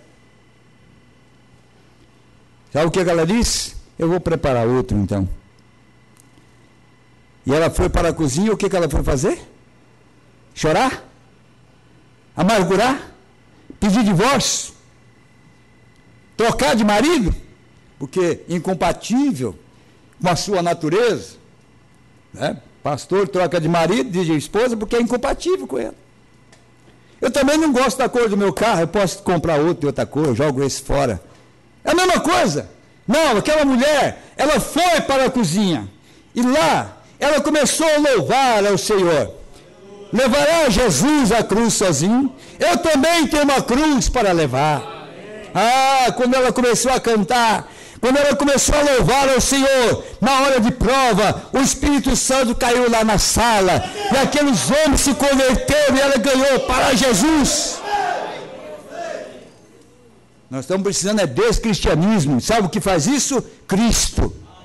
A revelação da palavra, o amor por essa verdade te leva a esta condição. Então, começaram a cantar, provocou os inimigos. Chegaram-se, pois, a Zorobabel, e ao chefe dos pais, e disseram-lhes: deixai-nos edificar convosco. Olha aí, olha os inimigos, querendo congregar junto, querendo ficar junto. Deixai, está escrito aí ou não está? Chegaram-se a Zorobabel e ao chefe dos pais e disseram-lhe: deixai-nos edificar convosco, porque como vós buscaremos a vosso Deus, como também já lhe sacrificamos desde os dias de Azaradom, rei de Assur, que nos mandou vir para aqui. Olha o perigo. Lá foi o povo de Sansão. Aqui está o próprio povo de Judá, o próprio povo de Israel, querendo se misturar. Não, não tem mistura não, irmão. Tem separação mesmo. Não é misturar, não. E eles vêm tentando fazer o mesmo sacrifício, a mesma mensagem. Nós também cremos, nós também temos isto, como vocês também têm, nós queremos estar juntos. Não, não é verdade. Porém, Zorobabel e Jesua e os outros chefes dos pais de Israel lhe disseram, eles tinham discernimento: não convém que vós e nós edifiquemos casa ao nosso Deus, mas só nós sós edificaremos ao Senhor Deus de Israel, como nos ordenou o rei Ciro, rei da Pérsia. Acabou. Precisamos dessa ajuda, não. Nós vamos edificar a casa. Mas o que isso causa?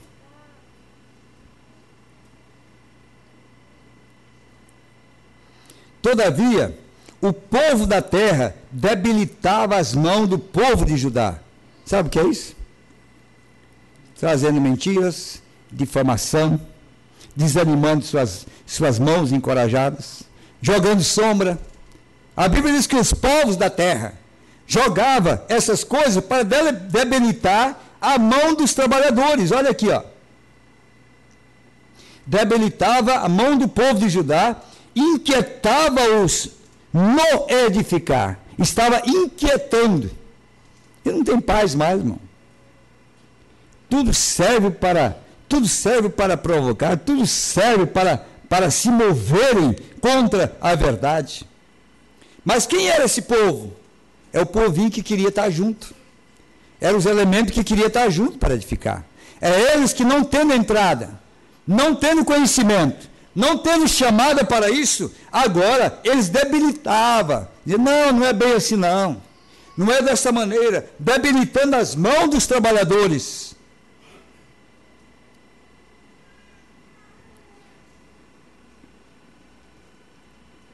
E alugaram contra eles conselheiros para frustrarem o seu plano.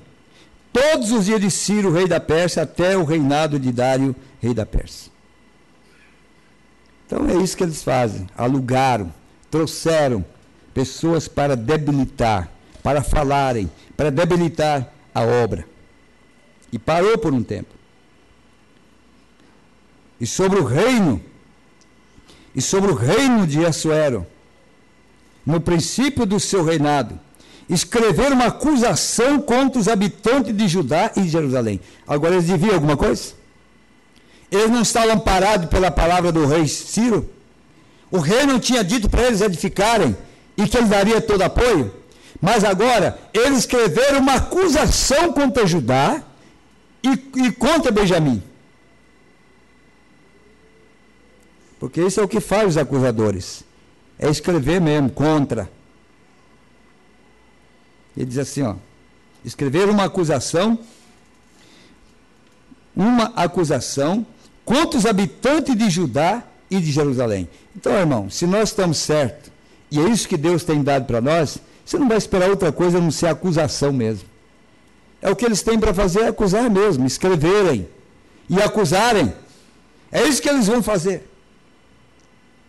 E nos dias de Artaxerxes escreveu Bislão, Mitredate, Tabiel e os outros da sua companhia, Artaxerxes, rei da Pérsia, e a carta estava escrita em caracteres siríacos e na língua siríaca. Eles eram ilustres. eles escrevem suas maneiras de ver as coisas, e colocam e mandam seus panfletos e assim por diante. E na língua cirílica, uma língua ilustre para o seu dia, bem redigida, bem argumentada. E eu quero provar para você que muitas coisas que eles falam é a verdade, está argumentada, está fundamentada em verdades. Escreveram, pois, Reum, o chanceler, e Sinzai, o escrivão, uma carta contra Jerusalém ao rei Artaxerxes nesta maneira. Então escreveu Reum, chanceler, e Sinzai, o escrivão, e os outros da sua companhia dinaitas, e afarsaquitas, e tarpelitas, afarsitas, arquevitas, babilônios, sussancitas, e deavitas e elamitas. Olha quantas congregações unidas aí agora. Contra quem? Contra o povinho que tinha saído da escravidão, que tinha uma promessa de construir um templo. Olha quantas nações, quantas denominações, quantas igrejas, quantos se uniram para escrever essa carta, estavam de comum acordo. Estavam de comum acordo, porque eles se reuniram como um povo e uniram esses povos contra um povo que não tinha nenhum valor, um grupinho que não tinha nada, um grupinho que recém tinha aparecido ali. Mas é contra esse grupinho que o diabo está contra. E sabe o que eles escreveram? E outros povos que o grande e afamado Asnapar transportou e que faz habitar na cidade de Samaria, e os outros da além do rio, e em tal tempo. Então, Samaria também era o outro povo de Judá, de Israel, contra o próprio povo de Judá, onde estava a arca do concerto, aonde iria se edificar o templo. Esse, pois, é o teor da carta que ao rei Artaxerxes lhe mandaram. Teus servos, os homens daqui do rio, e em tal tempo. Saiba, o rei, que os judeus que subiram de ti, vieram a nós, a Jerusalém, e edificam aquela rebelde e malvada cidade. Olha os termos que eles usaram. Para condenar um grupo que tinha se parado pela palavra do rei. Olha o que eles escreveram. Olha que coisa. Agora, de que ângulo eu estava olhando para Jerusalém? Eu vou mostrar para vocês. Como que eu estava olhando para Jerusalém? Porque tem os olhos dos que creem e tem os olhos dos incrédulos. E edificam aquela rebelde e malvada cidade, e vão restaurando os seus muros e reparando os seus fundamentos. Graças a Deus. Isso é verdade. Amém. Escreve, mas tem que dizer a verdade. O povo está sendo restituído, o povo está sendo abençoado, a igreja está sendo reconstruída e o poder de Deus está sendo manifestado. É isso que está incomodando os adversários. Agora saiba, o rei, que se aquela cidade se reedificar e os muros se restaurarem, eles não pagarão os direitos, os tributos e as rendas, e assim se danificará a fazenda dos reis. Em outras palavras, se o senhor não tomar cuidado, você vai perder os membros que entregam seus dízimos, paga suas ofertas, você vai ficar sem nada. Se você não tomar alguma atitude, esse povinho, ele não vai dizimar mais lá. Eles vão simplesmente voltar ali e dizimar ali, e vocês vão perder todos eles. Então eles têm que escrever uma carta para condenar, para assegurar o seu povo, assegurar os seus membros de trás de seus próprios pensamentos. Agora, pois, como somos assalariados do paço, como eu vivo dos dízimos da igreja, se o senhor não tomar uma posição, todos nós vamos perecer, porque eles não vão pagar imposto, e assim por diante. Como somos assalariados do paço, e não nos convém ver a desonra do rei, por isso mandamos dar aviso ao rei, para que se busque no livro das crônicas de teus pais, e então achará no livro das crônicas e saberá que aquela foi uma cidade rebelde e danosa aos reis e províncias, e que nela houve rebelião em tempos antigos, pelo que foi aquela cidade destruída. A cidade foi destruída. E, na verdade, foi destruída por causa da rebelião, mas não contra os reis. Rebelião contra Deus. Estava tomando a verdade, pervertendo a verdade para punir o povo de Deus. Porque a verdade é, a cidade foi destruída, a cidade foi acabada, porque aquele povo virou as costas para Deus, então Deus permitiu que ela fosse destruída. Eles estavam falando a pura verdade. Mas o objetivo que eles queriam não era a verdade.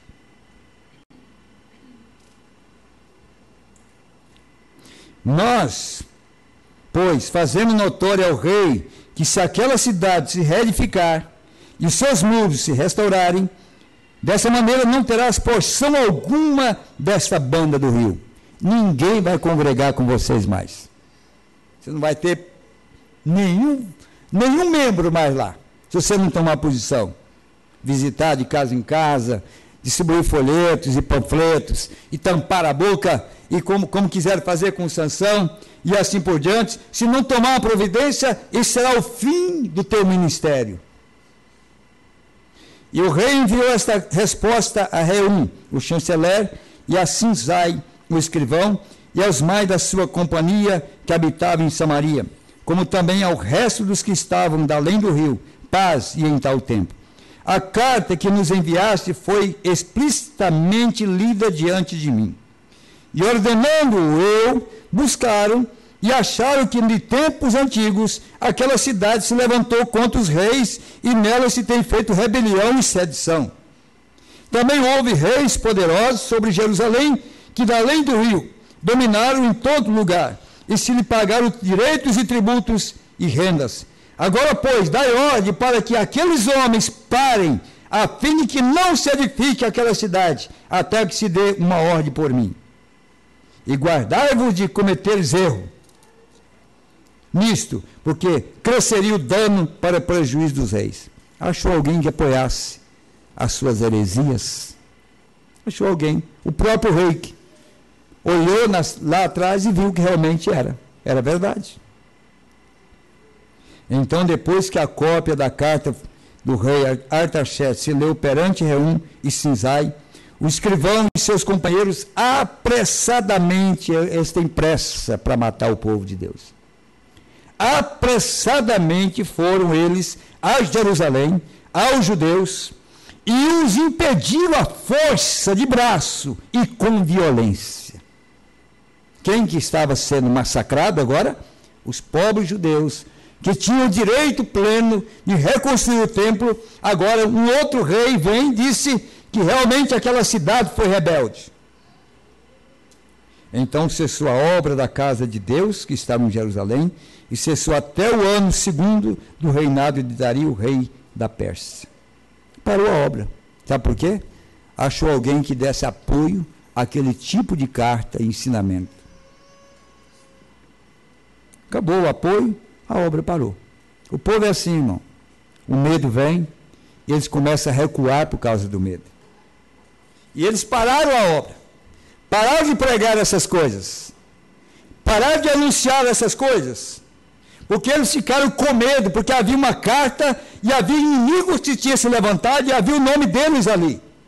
Mas Deus não se esqueceu que além da promessa terrena, há uma promessa celestial que nos comissionou a pregar em tempo e fora de tempo.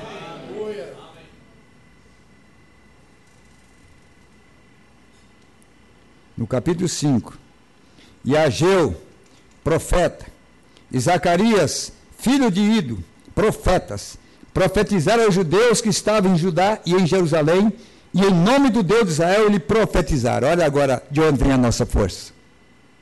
Vê se vem de algum lugar, vê se vem de algum campo, vê se vem de algum ministério humano, vê se o poder que a igreja precisa, de onde que ela vem.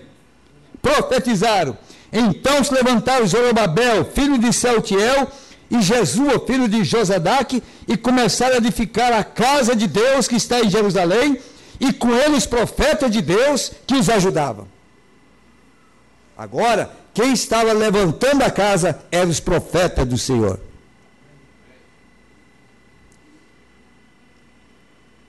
Naquele tempo veio a eles Tatenai, governador daquém do rio, e Setar-Bonizai e os seus companheiros, e disseram-lhe assim: quem vos deu ordem para edificar esta casa e restaurar este muro? Quem é que deu ordem para isso? Então assim lhe dissemos: e quais são os nomes dos homens que construíram este edifício? Porém os olhos de Deus estavam sobre os anciãos dos judeus, e não os impediram, até que o negócio veio a Dário, e então responderam por carta sobre isto. Cópia da carta que Tatenai, o governador daquém do rio, com Setar-Boznai e os seus companheiros, os Afarsaquitas, que estavam daquém do rio, enviaram ao rei Dario. Enviaram-lhe uma relação, e assim estava escrito nela: toda a paz ao rei Dário. Seja notar ao rei que nós fomos à província de Judá, a casa do grande Deus, que se edifica com grandes pedras, e já a madeira se está pondo sobre as paredes, e esta obra apressuradamente se faz e se adianta em suas mãos. Então perguntamos aos anciãos, e assim lhe dissemos: quem vos deu ordem para edificar esta casa e restaurar esse muro? Demais disso, lhe perguntamos também pelos seus nomes, para que os declararmos, para que tu pudéssemos escrever os nomes dos homens que são entre eles os chefes. E essa resposta nos deram, dizendo: nós somos servos do Deus dos céus e da terra. Tem resposta maior do que esta? E reedificamos a casa que foi edificada muitos anos antes, porque um grande rei de Israel a edificou e a aperfeiçoou. Mas depois que nossos pais provocaram a ira do Deus dos céus, ele os entregou na mão de Nabucodonosor, rei de Babilônia, o caldeu, o qual destruiu esta casa e transportou o seu povo para a Babilônia. Porém, no primeiro ano de Ciro, rei de Babilônia, o rei Ciro deu ordem para que essa casa de Deus se edificasse. E até os vasos de ouro e de prata da casa de Deus, que Nabucodonosor tomou do templo que estava em Jerusalém, e os meteu no templo de Babilônia, o rei de Ciro os tirou do templo de Babilônia, e foram dados a um homem cujo nome era Sesbazar, a quem nomeou governador. E disse-lhe: toma esses vasos, vai, e leva ao templo que está em Jerusalém, e faz edificar a casa de Deus no seu lugar. Então veio o dito Sesbazar, e pôs o fundamento da casa de Deus que está em Jerusalém, e desde então para cá se está edificando, e ainda não está acabada.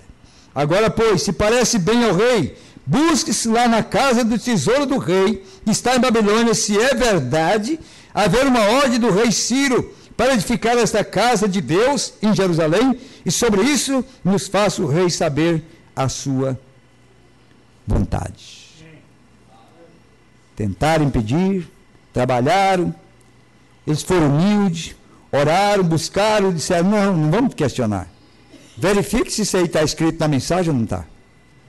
Verifique se há alguma coisa escrito disso ou não está. Se aquilo que nós estamos pregando não está escrito na Bíblia e na mensagem.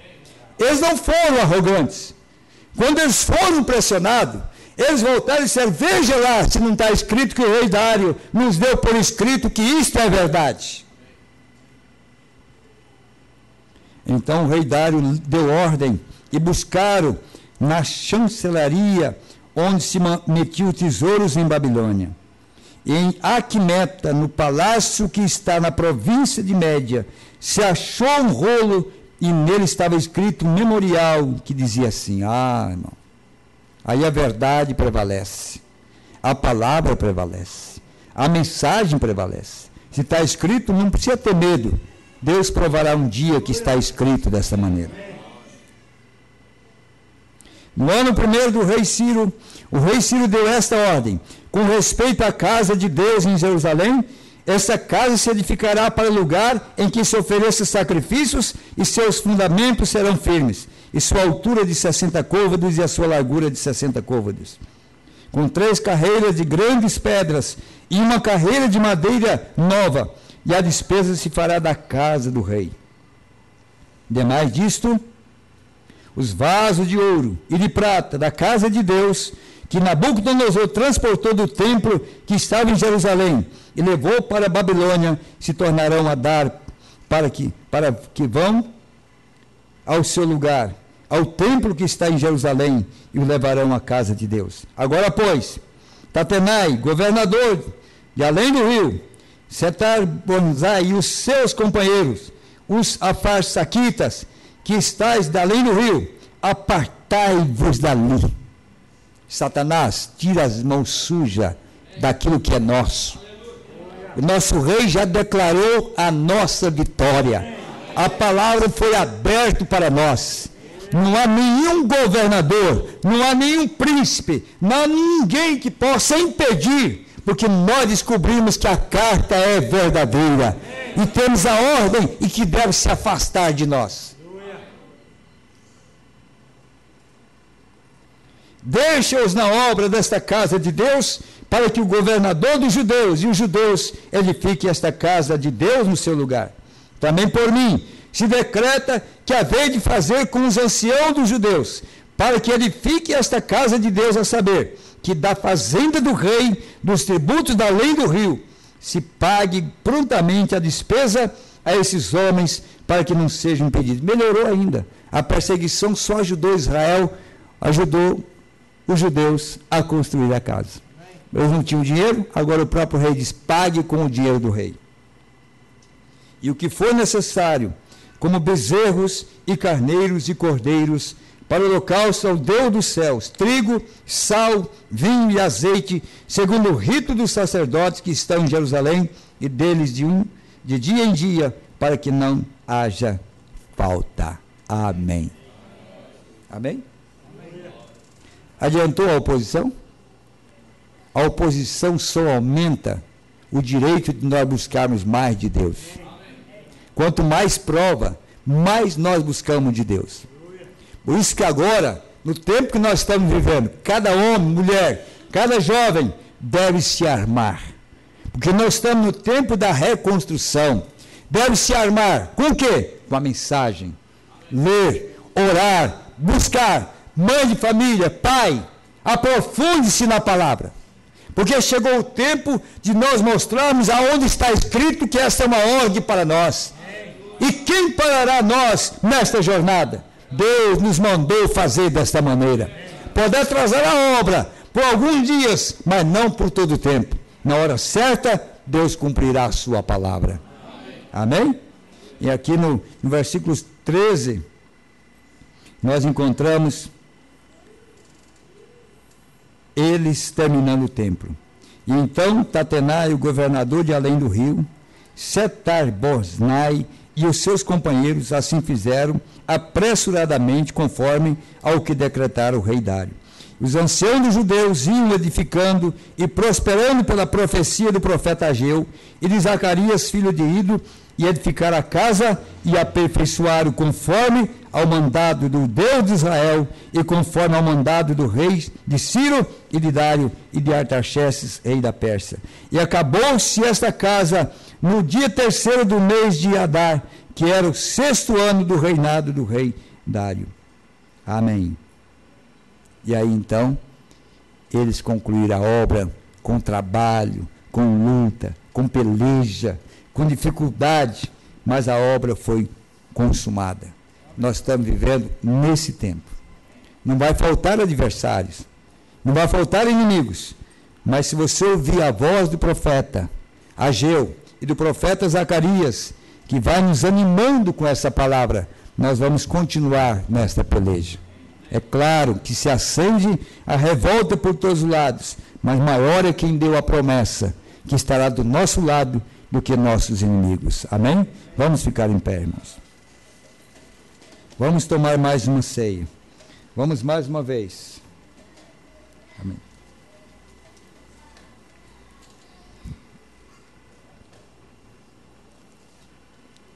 Agora, concluindo, me mandaram esse parágrafo aqui agora. Deixe-me dizer isto. Rejeitar a singela mensagem de Deus e sua maneira tão singela é escolher a destruição eternamente. Agora, isto é quando nós falamos das coisas singelas E a gente pensa que pode criticar, dar pontapés e fazer o que quer com a mensagem. Porém, isso é separação eterna de Deus. Amém.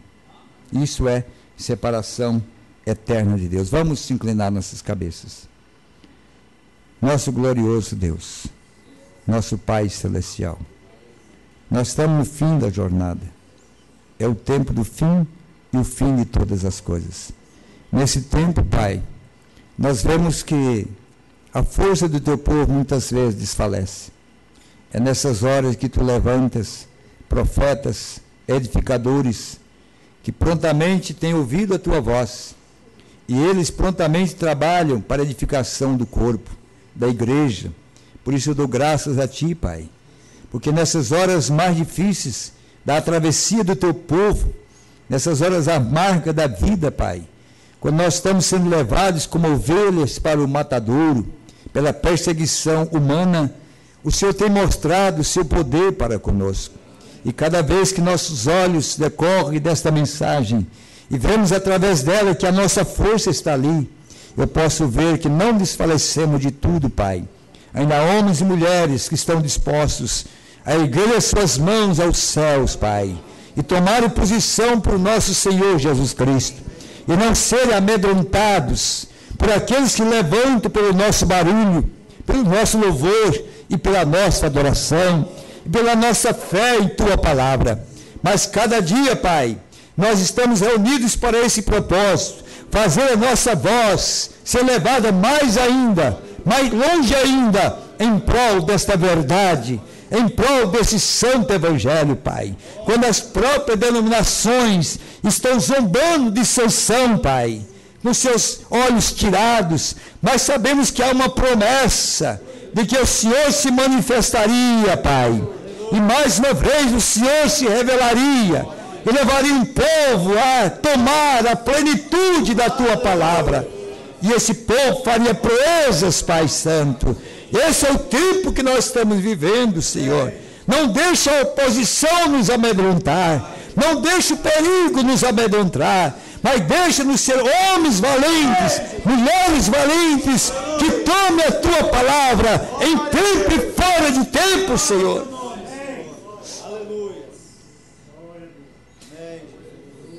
Posso lembrar nesse instante, Senhor, depois de Elias pregar duramente contra o pecado, contra Jezabel, contra Acabe, agora Elias estava fugitivo, Elias estava debaixo do pé de zimbro, Elias estava ali sem força para continuar, mas ali, Pai, o Senhor tinha corvos para lhe alimentar, o Senhor tinha o alimento para dar a ele e consolo para ele, Pai.